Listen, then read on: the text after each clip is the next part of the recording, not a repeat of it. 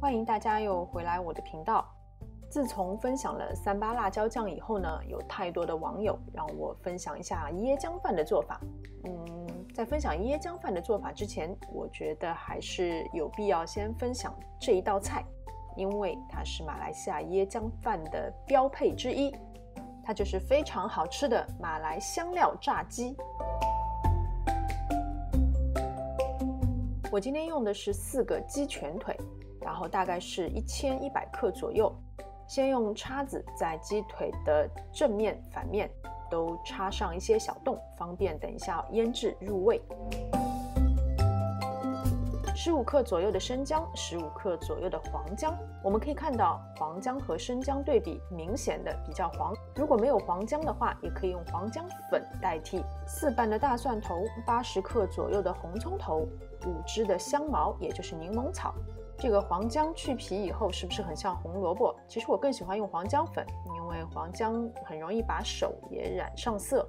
接着就把这些食材全部都切小块一些，放进搅拌机，再加入大概50毫升的清水，把它们全部搅碎。加水只是为了方便机器的运转。然后把这些香料和刚刚戳了洞的鸡腿混合。我直接放了4大勺这个香辣肉类咖喱粉。如果你用的是单纯的咖喱粉的话，你可以用3勺的咖喱粉，再额外添加1勺的辣椒粉，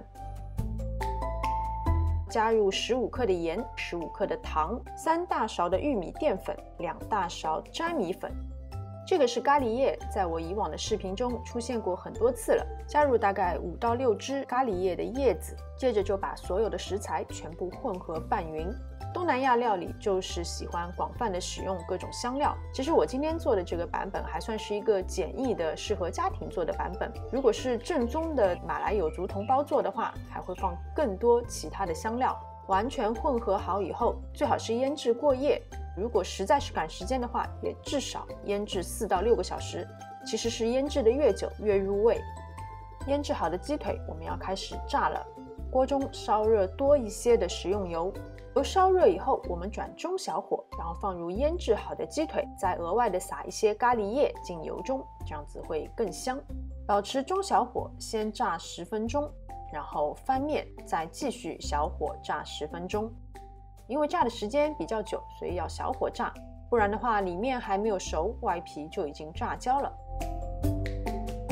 炸好的鸡腿捞出沥油，然后你可以在肉最厚的部位插入筷子，如果没有血水渗出，就证明是完全炸熟了。因为我的锅比较小，一次放不进4个鸡腿，所以我是分了2批来炸。